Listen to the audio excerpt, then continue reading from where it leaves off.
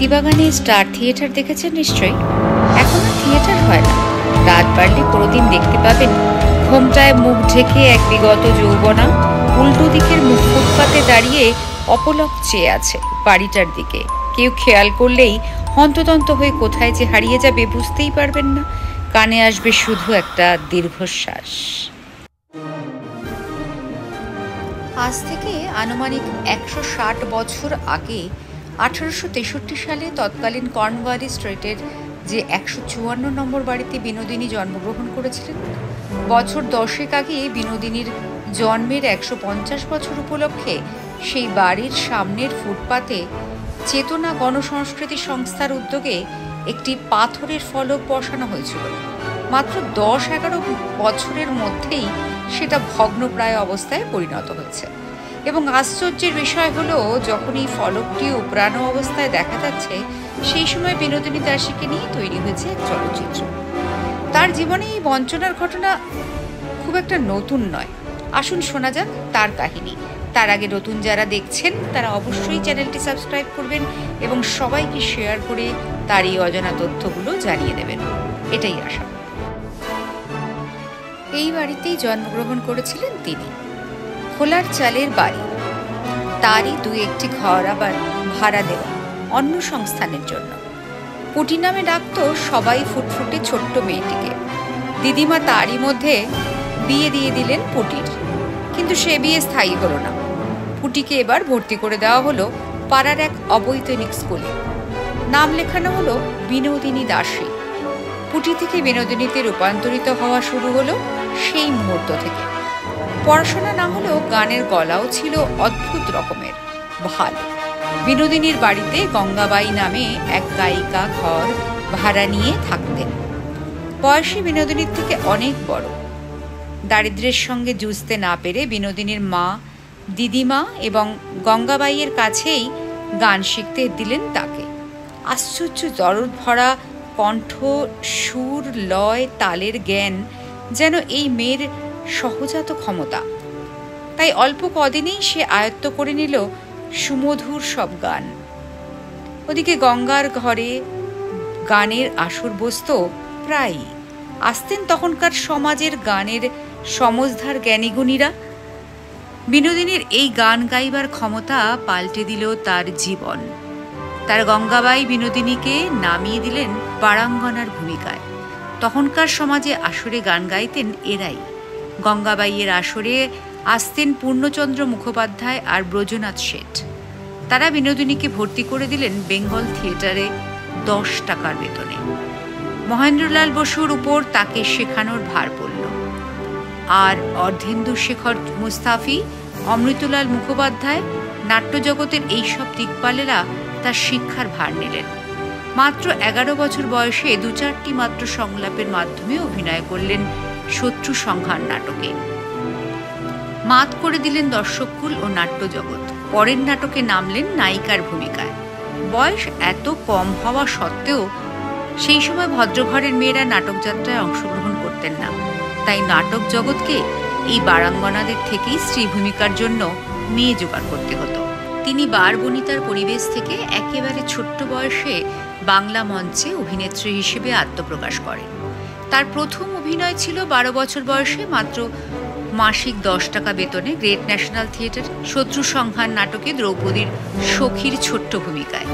বেঙ্গল থিয়েটারে প্রথম অভিনেত্রী গ্রহণ করা হয় 1873 সালে। এর 1 বছরের মধ্যেই বিনোদিনী সাধারণ রঙ্গালয়ে যোগ দেন।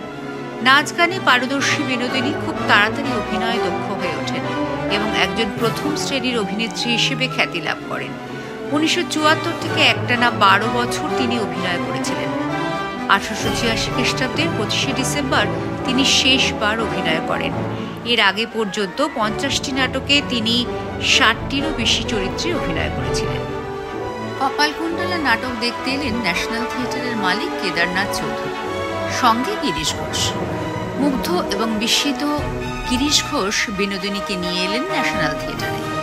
1877 সালে শুরু হলো আরেক পর্ব ও তার অভিনেত্রী জীবনের শেষ অধ্যায়। বড় করুণ সে কাহিনী। গিরিশ ঘোষের দলে আসার পর তার অভিনয় প্রতিভা স্বীকৃতি পায় বাংলার সর্বত্র, এমনকি সংস্কৃতিবান রুচিশীল মহলেও। হয়ে উঠলেন তিনি নাট্য সম্রাজ্ঞী। মৃণালিনী নাটকে মনোরমা চরিত্রে তার অভিনয় দেখে স্বয়ং বঙ্কিমচন্দ্র বলেছিলেন, আমি মনোরমার চিত্র পুস্তকেই লিখিয়াছিলাম, কখনো যে প্রত্যক্ষ দেখিব এমন আশা করি নাই। আজ বিনোদের অভিনয় দেখিয়া সে ভ্রম ঘুচিল। ন্যাশনাল থিয়েটারে বিনোদের শিক্ষাগুরু হলেন স্বয়ং গিরিশ ঘোষ। শুরু হলো উঁচু দরের অভিনয়, শিক্ষার উচ্চপাঠ। বয়স সে সময় তার মাত্র 14 বছর। কি অসাধারণ প্রতিভাময়ী ছিলেন এই নারী, ভাবলেও অবাক হতে হয়। 12 বছর ধরে বিচ্ছুরিত হলো তার এই প্রতিভা। বিনোদিনীর অভিনয় জীবনে এরপরেই ঘনিয়ে এলো দুর্যোগ। অবস্থার বিপাকে পড়ে কেদারনাথ চৌধুরী ন্যাশনাল থিয়েটার বিক্রি করতে বাধ্য হন। 2-3 বার হাত বদল হয়ে প্রতাপচাঁদ জহুরি কিনলেন ন্যাশনাল থিয়েটার। গিরিশ ঘোষকে অধ্যক্ষ করা হয়। শুরু হয় নিয়মনিষ্ঠ ব্যবসায়িক থিয়েটারের এক নতুন যুগ। গিরিশের শিক্ষায় ততদিনে বিনোদিনীর রূপান্তর ঘটেছে বিস্ময়কর এক প্রতিভাশালিনী অভিনেত্রীতে। একবার 15 দিনের ছুটিতে কাশী গিয়ে অসুস্থ হয়ে পড়ে বিনোদিনী। 1 মাস অভিনয় যোগ দিতে পারেননি। তাতে জহুরি তার বেতন বন্ধ করেন। আত্মসম্মানী বিনোদ তখনই থিয়েটার ছেড়ে দিতে চাইলে গিরিশ ঘোষ ও অন্যান্য নিজেদের থিয়েটার তৈরির কথা বলে তাকে শান্ত করেন। সেই সময়ে গুরমুখ রায় নামে এক ব্যবসায়ী যুবক বিনোদিনীর জীবনে আসে। সে টাকা দেবে বলে থিয়েটার গড়তে, কিন্তু বদলে চায় বিনোদকে। বিনোদ অনেক ভাবনা চিন্তা করে রাজি হলেন, কারণ থিয়েটার ও অভিনয় ছিল তার ধ্যান জ্ঞান। 50,000 টাকা দিলেন সেই যুবক, আর বিনোদ সেই টাকা ঢাললেন থিয়েটার গড়তে। বিডন স্ট্রিটের জমি নেওয়া হলো। সমস্ত উদ্যোগ স্বয়ং বিনোদের।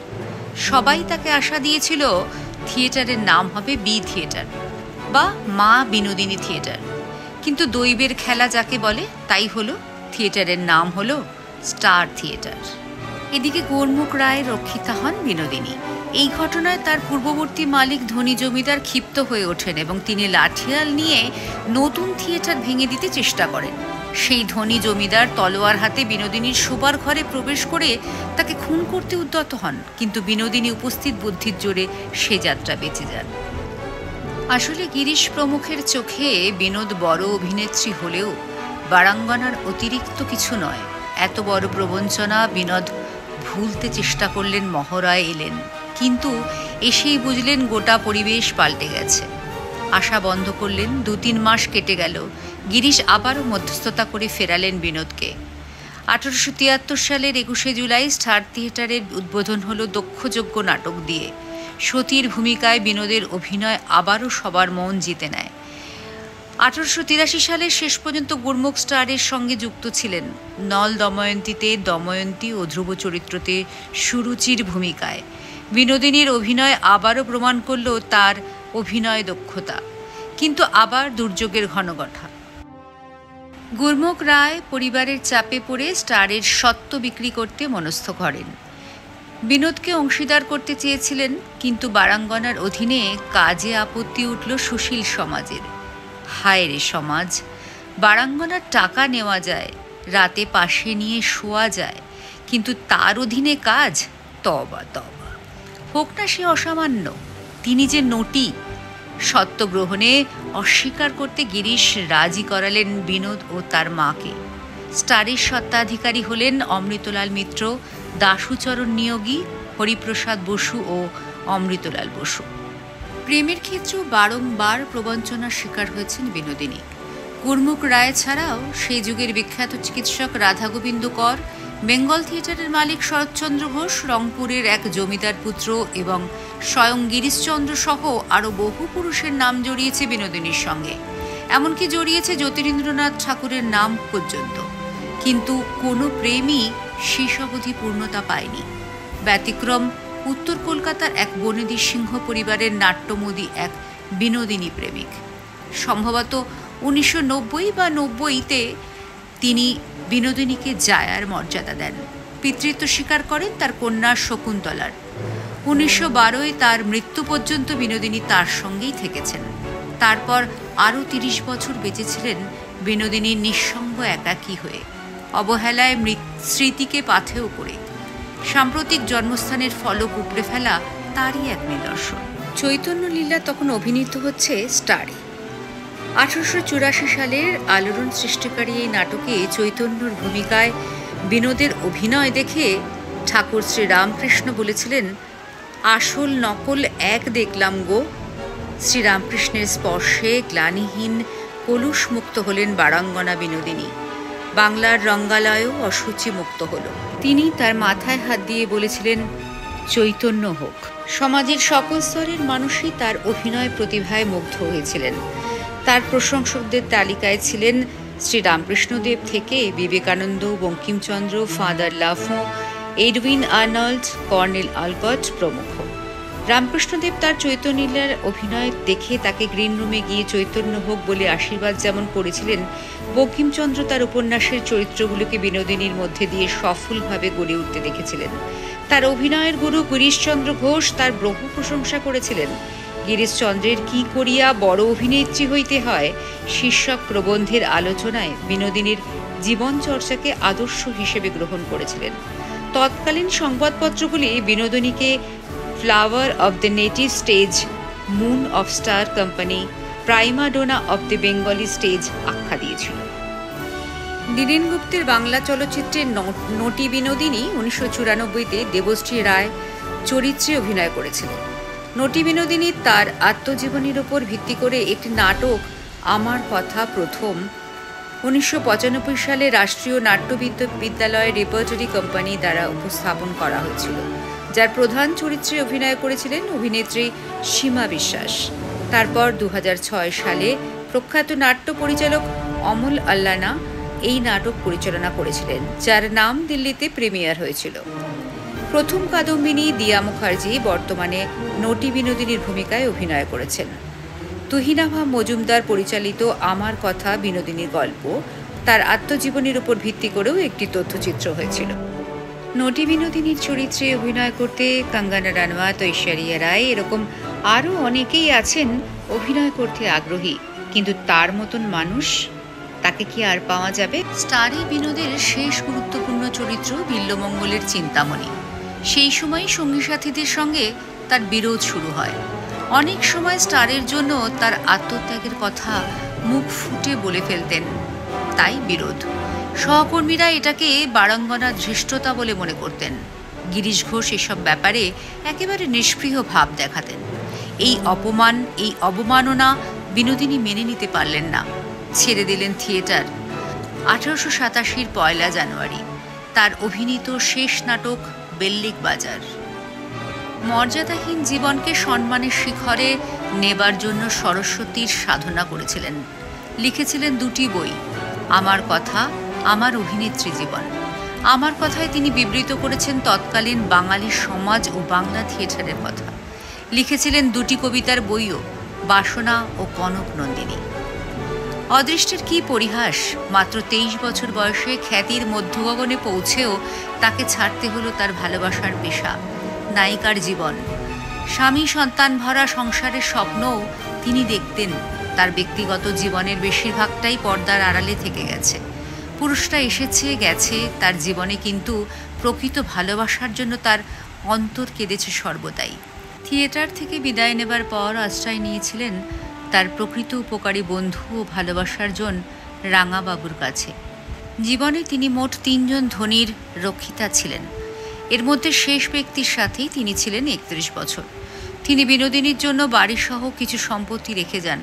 তাই সচ্ছলতার মধ্যে দিয়েই তিনি 1941 সালে মৃত্যুবরণ করেন। তবে তিনিও চলে গেলেন পরপারে 1912 সালে। অর্থাৎ সেই সময় থেকে মৃত্যু পর্যন্ত এই যে 30টা বছর তার কিভাবে কেটেছে ভালোভাবে জানা যায় না। সম্ভবত যে জায়গাকে ও যে পেশাকে তিনি সবচাইতে বেশি ঘৃণা করতেন সেই জায়গায় ফিরে গিয়েছিলেন পেটের দায়ে। মাঝে মাঝে স্টার থিয়েটারেও তাকে বসে থাকতে দেখা গিয়েছে। হয়তো তিনি ভিক্ষেও করতেন, সবটা জানা যায় না। তবে বিনোদিনী মহিলাদের অভিনয়কে বাঙালি দর্শকদের কাছে গ্রহণযোগ্য করতে ঐতিহাসিক ভূমিকা পালন করেছিলেন। 20 শতকের গোড়ায় যখন গ্রামোফোন চালু হয় তখন বিনোদিনী গান শুরু করেন। তার গানের গলা ছিল উঁচু মানের। পড়াশোনায় হয়তো তিনি অনেক বড় হতে পারেননি, কিন্তু শিল্প অর্থাৎ নাচ, গান, অভিনয়, এই তিনটে বিষয়ে তিনি যে পারদর্শী ছিলেন তা অবশ্যই বোঝা যায়। কিন্তু সবথেকে দুঃখের বিষয় কি জানেন? 1942 সালে সবার অগোচরে যখন তিনি চলে গেলেন, ফুল নিয়ে কেউ সেদিন হাজির হয়নি, কোথাও লেখা হয়নি একটি লাইনও।